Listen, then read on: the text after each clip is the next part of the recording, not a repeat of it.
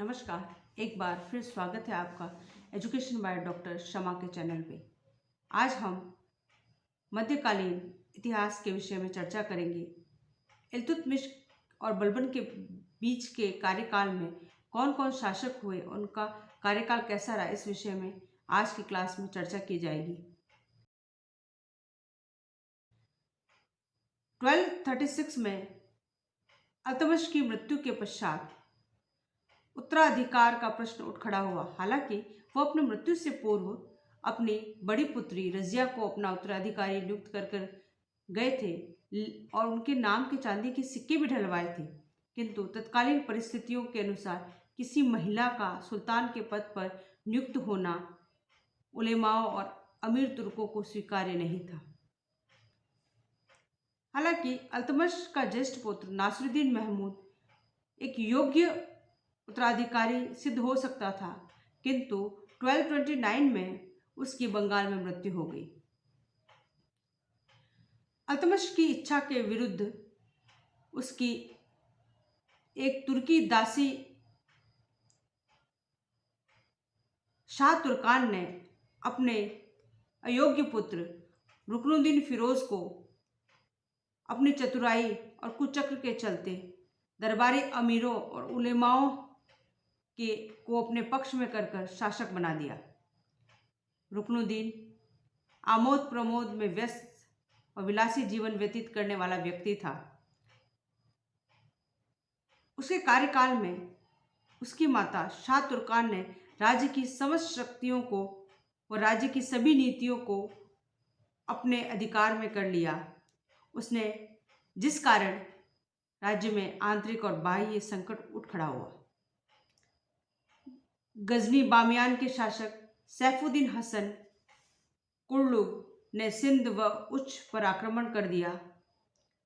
साथ ही सुल्तान रुकनुद्दीन के छोटे भाई गयासुद्दीन ने भी विद्रोह कर दिया तथा बंगाल से दिल्ली जा रहे राजकोष को लूट लिया।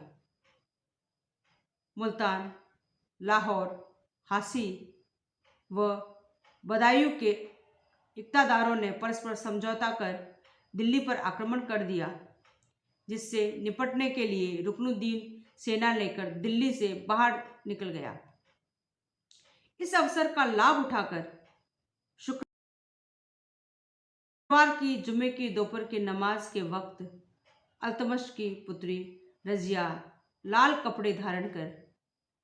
कपड़े फरियादी पहनते हैं आम जनता के सामने उपस्थित हुई और शाह तुर्कान के विरुद्ध जनता व दरबारियों से सहायता मांगी तथा उसने ये याद दिलाया कि उसके पिता इल्तुतमिश ने उसे अपना उत्तराधिकारी नियुक्त किया था, जिस पर आम जनता और सैन्य अधिकारियों ने उसका समर्थन किया तथा रजिया को सिंहासन पर बिठाया। इस प्रकार भारत की प्रथम शासिका के रूप में रजिया दिल्ली की शासिका बनी।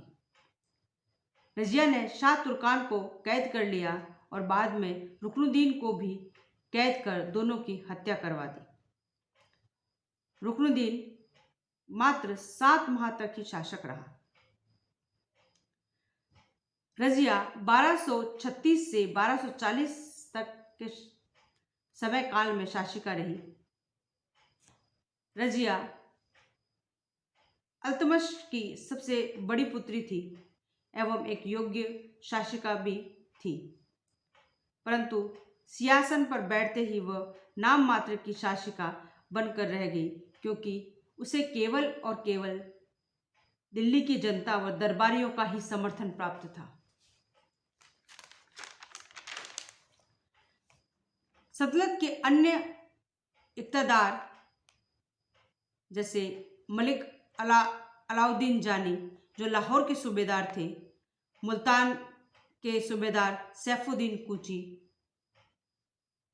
मलिक कबीर खां अयाज, मलिक इदुद्दीन सलारी तथा रुकनुद्दीन का वजीर निज़ामुल मुल्क जुनैदी इसके प्रमुख विरोधी थे, जो एक महिला के अधीन कार्य नहीं करना चाहते थे। रजिया ने अपने इन सूबेदारों के मध्य फूट डलवाई। इजुद्दीन सलारी तथा इजुद्दीन कबीर खां को अपनी ओर मिला लिया एवं सैफुद्दीन कूची तथा उसके भाई फखरुद्दीन की हत्या करवा दी। निजामुल मुल्क जुनैदी भी भागकर चला गया और कालांतर में उसकी मृत्यु हो गई। इस प्रकार रजिया ने अपने अधिकांश विरोधियों का दमन कर दिया और अब वह पर्दा त्याग कर पुरुषों के समान कुबा अर्थात लॉन्ग कोट व कुला यानी टोपी पहनकर अपना दरबार लगाकर शासन का संचालन करने लगी। उसने अख्तादारों में सैन्य अध्यक्ष, राज्यपाल, राजमहल आदि सभी महत्वपूर्ण पदों पर अपने अधिकारियों की नियुक्ति की। उसने इख्तियारुद्दीन ऐतगीर को अपना अमीर हाजिब अर्थात दरबार का प्रमुख नियुक्त किया तथा जमालुद्दीन याकूब को अमीर आखुर अर्थात अश्वशाला का प्रमुख नियुक्त किया। ये कहा जाता है कि जमालुद्दीन याकूब एक अबिसिनिया निवासी हबसी था जो रजिया से प्रेम करता था। साथ ही इख्तियारुद्दीन अल्तुनिया को पहले बरन और बाद में तबर हिंद अर्थात बठिंडा का सूबेदार नियुक्त किया। अप्रैल 1240 ईस्वी में अल्तुनिया ने विद्रोह कर दिया, जिसे दबाने के लिए रजिया प्रचंड गर्मी में बठिंडा पहुंची, परंतु अल्तुनिया के साथ बहुत सारे अन्य सूबेदार व दरबारी रजिया के विरुद्ध षड्यंत्र कर रहे थे। उन्होंने षड्यंत्र पूर्वक जमालुद्दीन याकूब को पकड़कर उसकी हत्या कर दी और रजिया को भी कैद कर लिया। उधर दिल्ली में मौजूद तुर्की अमीरों ने बहराम शाह को शासक बना दिया तथा सभी अमीरों ने दिल्ली लौटकर राजकीय पदों का बंटवारा कर दिया।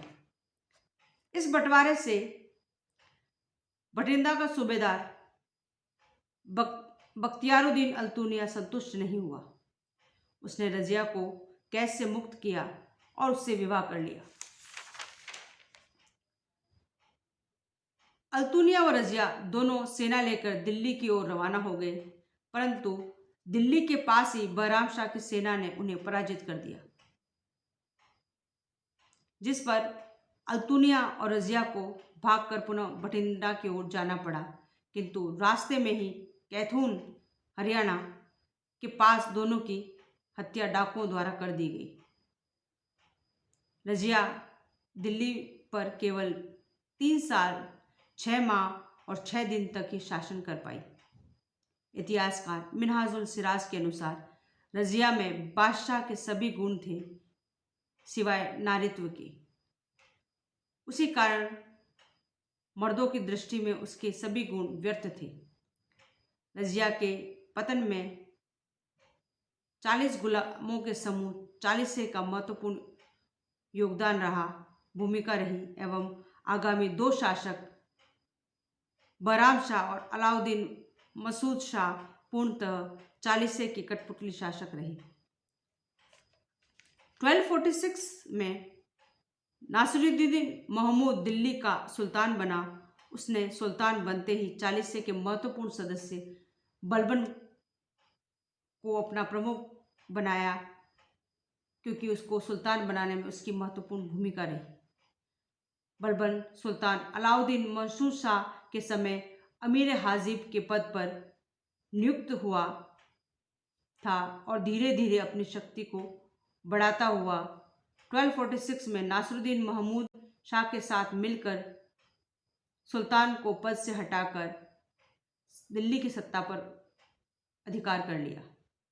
नासिरुद्दीन महमूद के 1246 में गद्दी पर बैठते ही सुल्तान व अमीरों के मध्य पिछले 10 वर्षों से चल रहे संघर्ष की समाप्ति हो गई और इसमें तुर्की अमीरों की विजय हुई। नासिरुद्दीन महमूद ने समझौते के अनुसार अपने शासन की समस्त शक्तियां चालीसे के नेता बलबन को सौंप दी।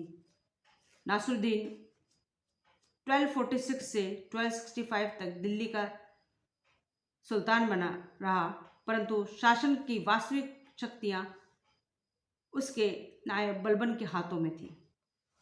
नासिरुद्दीन महमूद एक महत्वाकांक्षीहीन, नम्र, भीरू व धार्मिक प्रवृत्ति का व्यक्ति था। वह सादगी पसंद था और पवित्रता में विश्वास करता था। बलबन ने उसके साथ अपनी पुत्री का विवाह कर उसे अपना दामाद बनाया।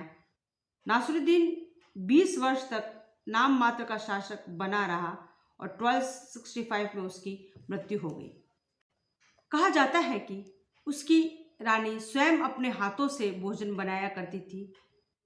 एक घटना इतिहास में लिखी गई है कि एक बार जब वह भोजन बना रही थी तो उसका हाथ जल गया और उसने सुल्तान से जब गृह कार्य हेतु एक सेविका की मांग की तो नासिरुद्दीन ने यह कहते हुए इनकार कर दिया कि वह केवल राज्य का ट्रस्टी है एवं राज्य के धन पर उसका कोई अधिकार नहीं है।